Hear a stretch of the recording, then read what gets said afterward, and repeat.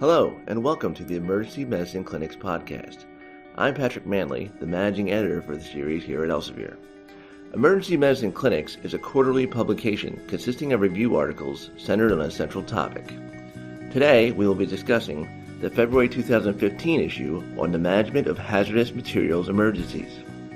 Joining me are the guest editors of this issue, Dr. Stephen Borron of West Texas Regional Poison Center, Texas Tech University, and Dr. Ziad Kazzi of Emory University. Moderating this podcast with me is longtime consulting editor of Emergency Medicine Clinics, Dr. Amal Mattu from the University of Maryland. Gentlemen, welcome. This issue is a unique one to the series. Dr. Borron, can you tell me a little bit about your thought process in developing the lineup of articles and authors? Well, I've long been interested in hazardous materials incident response and feel that it's one of those areas that we get geared up for when something big happens, like 9/11 or Fukushima. But then the acuity fades and preparedness lags, and we're less ready to deal with even more commonplace industrial accident involving one or a handful of contaminated injured workers.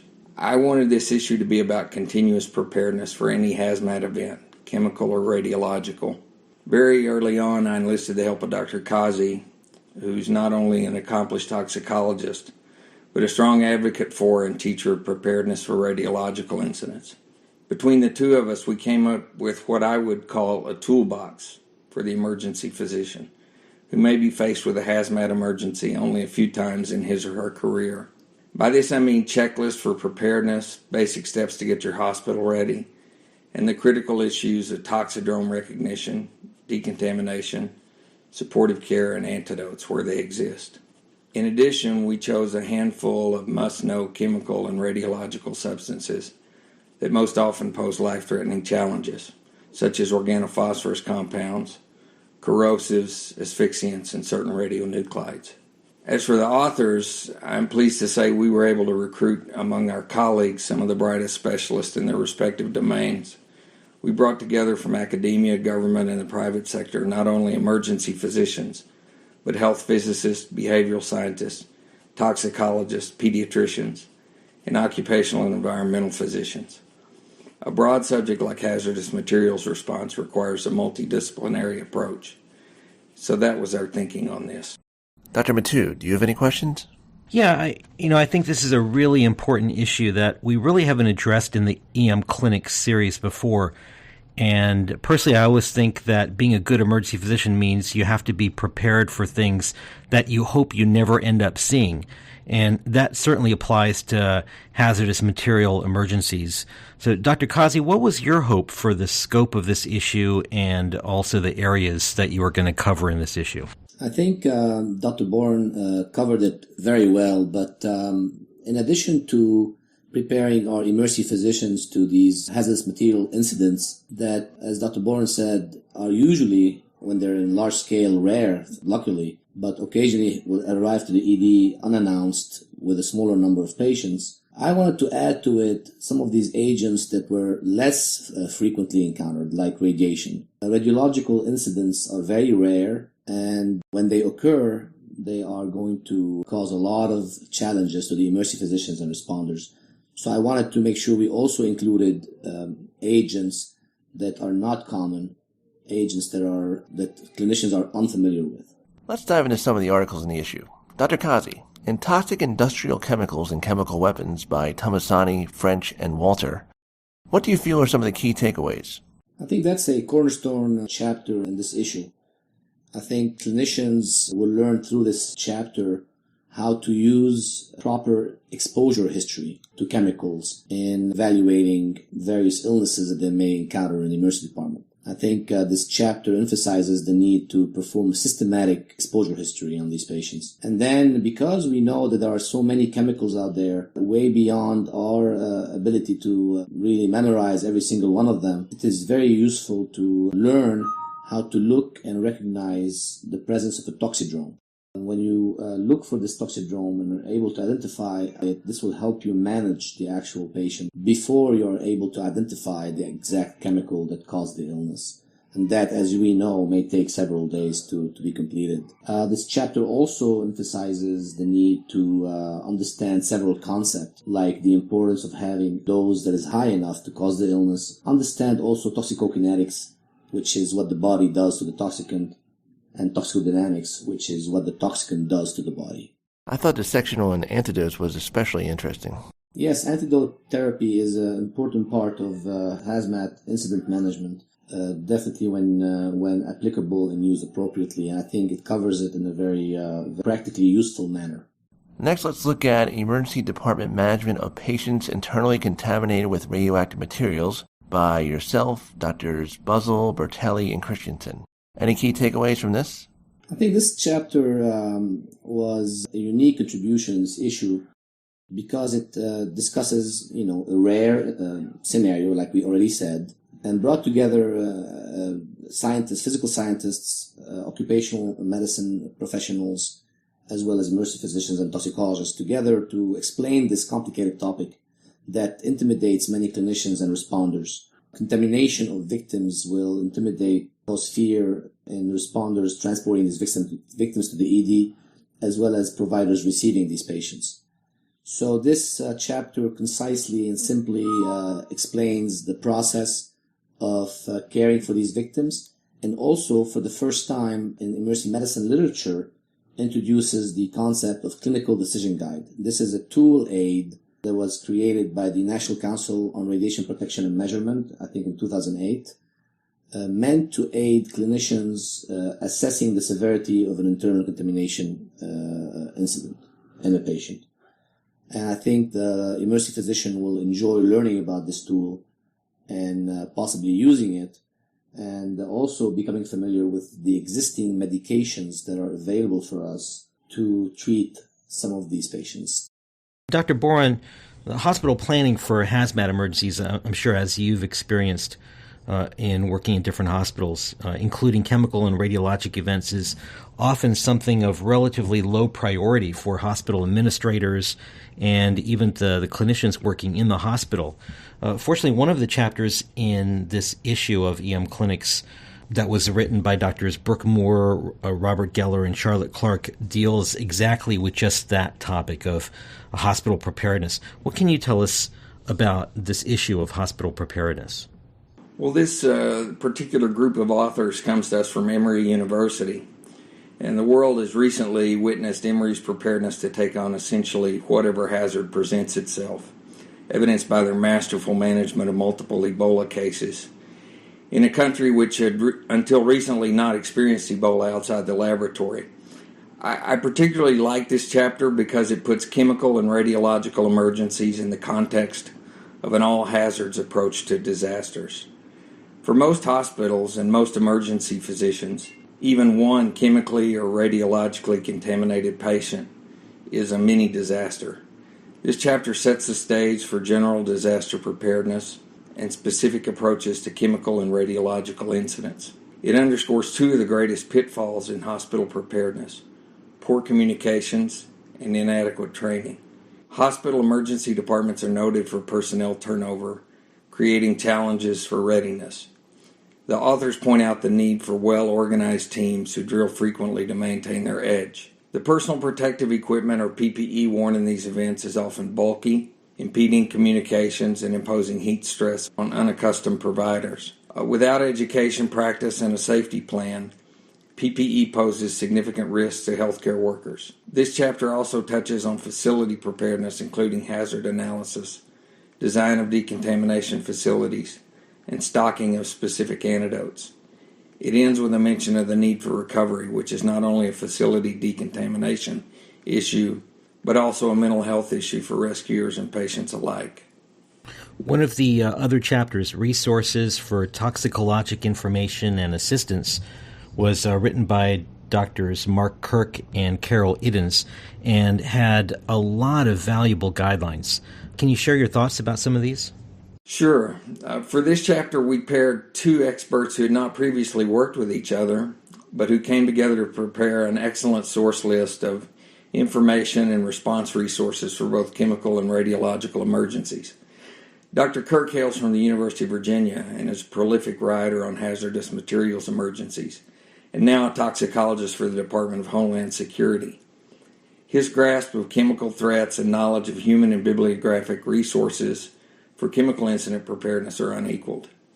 His counterpart, Dr. Iddens, comes to us from REACTS, the Radiation Emergency Assistance Center training site at Oak Ridge University.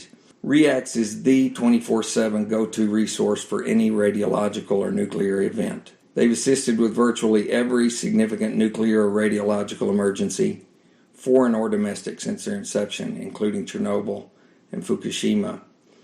At the same time, they are available for isolated contamination with radionuclides or radiation exposure sources that we occasionally run into in the emergency department. I've personally called them on several occasions for assistance.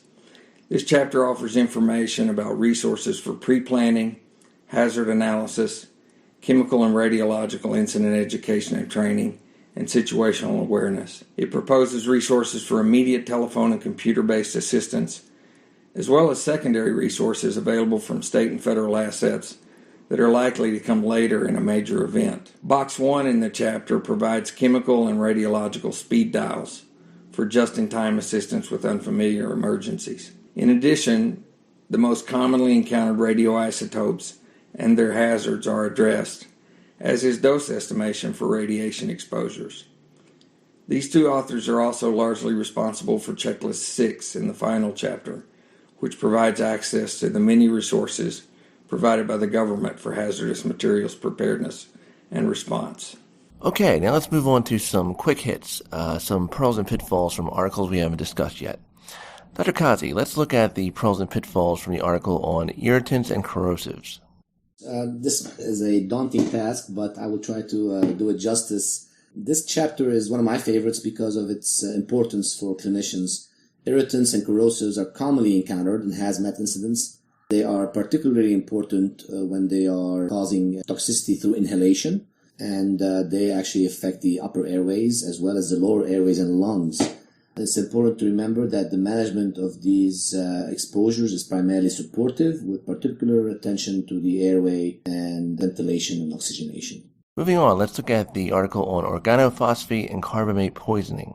This is important to the reader because organophosphates and carbamate poisoning, particularly organophosphate poisoning, is a major cause of death worldwide from poisoning. Even if it's not in the United States, it is very important to be familiar with this poisoning. It is also important for us to understand the cholinergic toxidrome, which is caused by these poisons. Cholinergic toxidrome is divided into the muscarinic and nicotinic effects, which are also crucial in the assessment and management of these victims. And also, finally, remembering to use the antidote therapies appropriately, like atropine and peridoxine.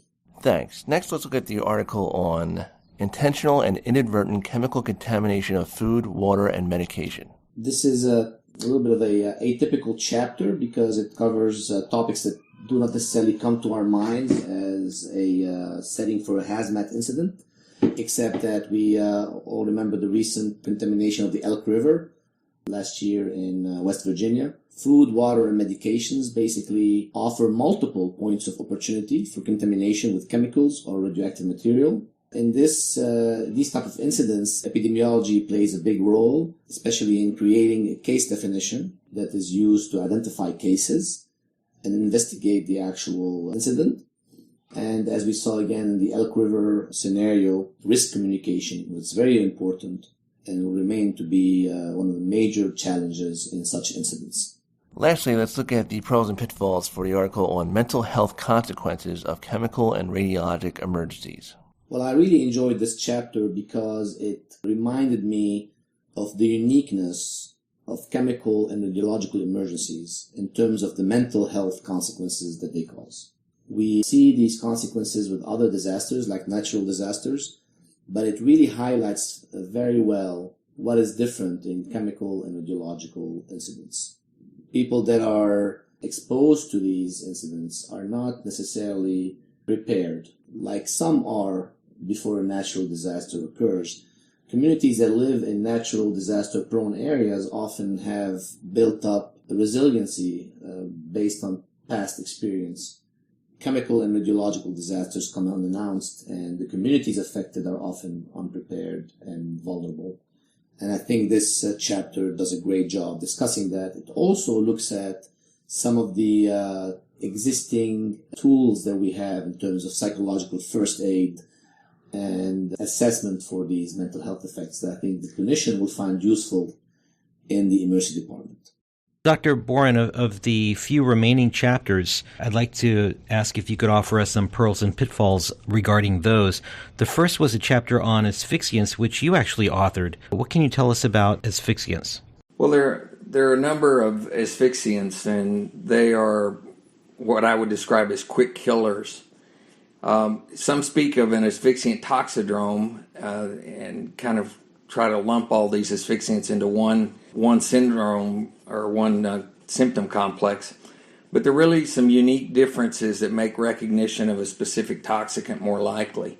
If you look at the respiratory rate, the rate of rapidity of the onset of collapse, whether or not metabolic acidosis exists and how severe it is, and the presence or absence of cyanosis, you can generally narrow down which asphyxiant that you're likely dealing with. And this information can lead us to use the correct antidote, if there is one, or to appropriate supportive care. With the recent Ebola outbreak, we've all been very attuned to the importance of personal protective equipment, and there was one chapter that dealt with this. Do you have any pearls and pitfalls to offer from this chapter? I do. The biggest pitfall, as you mentioned, in PPE is unfamiliarity. We saw this with the Ebola crisis, in which presumably protected personnel became infected because of poor donning and doffing practices. In addition to unfamiliarity, there's the issue of heat stress, which has already been mentioned and can result in significant personnel injury. So it's extraordinarily important that we be familiar with the PPE that we're supposed to use in an emergency, that we practice with it, and that we have safety plans in place to make sure that everything is done in a safe manner so that hospital personnel don't become secondary victims. In contrast to Ebola, food and water contamination has been an issue that humans have had to deal with for centuries. What kind of pearls and pitfalls can you offer us from this chapter on food and water contamination? Well, food and water contamination, whether it's accidental or intentional, provides unique challenges to healthcare providers and government in general.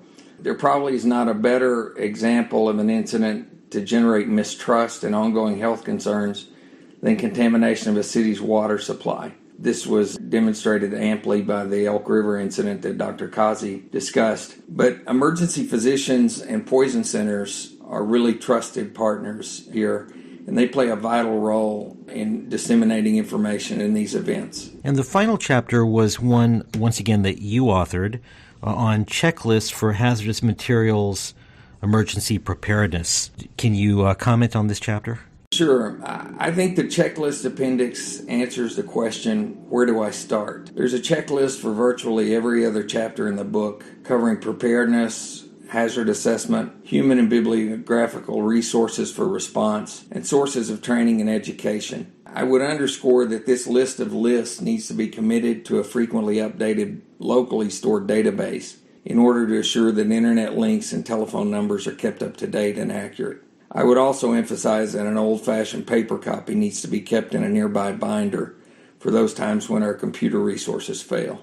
Dr. Borron, you're also involved with Elsevier's ToxEd platform. Can you tell me a little bit about this product? I'm fortunate to be editor-in-chief of ToxEd. Michael Shannon was the original editor-in-chief and did an excellent job establishing this program that's an internet-based resource for toxicological information at the point of care. It was derived and expanded from the 4th edition of Haddad and Winchester's Clinical Management of Poisoning and Drug Overdose, and it's written with the clinician in mind. Provides rapidly accessible points of care for the busy emergency physician, but it also allows the opportunity to go into more depth in terms of toxicity, pathophysiology, and various management strategies. ToxEd is written by practicing clinical toxicologists for the bedside clinician. The information is peer-reviewed and revised as new information becomes available. It's an excellent source of information on specific antidotes and supportive treatment. Thank you. Now I wanted to allow some time for some final comments. Anything you wanted to add that we haven't covered yet? Dr. Mattu, let's start with you. Sure. As I mentioned at the very beginning, I think one of the hallmarks of a good emergency physician is to know and be prepared for things that you may hope that you never actually see. And managing chemical and radiologic disasters and other hazardous material emergencies certainly falls within that group of things that we all hope we never see, but we have to be prepared for. And I think this issue of clinics is a fantastic resource for dealing with those types of emergencies, and also it is, in and of itself, it represents an outstanding curriculum for all of us to learn more about dealing with these types of emergencies. So, Doctors Borron and Kazzi, congratulations for really a fantastic issue of EM Clinics. Thanks so much. And Dr. Borron, any final comments? Yes, we frequently talk in the hospital of continuous quality improvement. I hope that the readers will take to heart the need for continuous hazmat preparedness, as emphasized in this issue.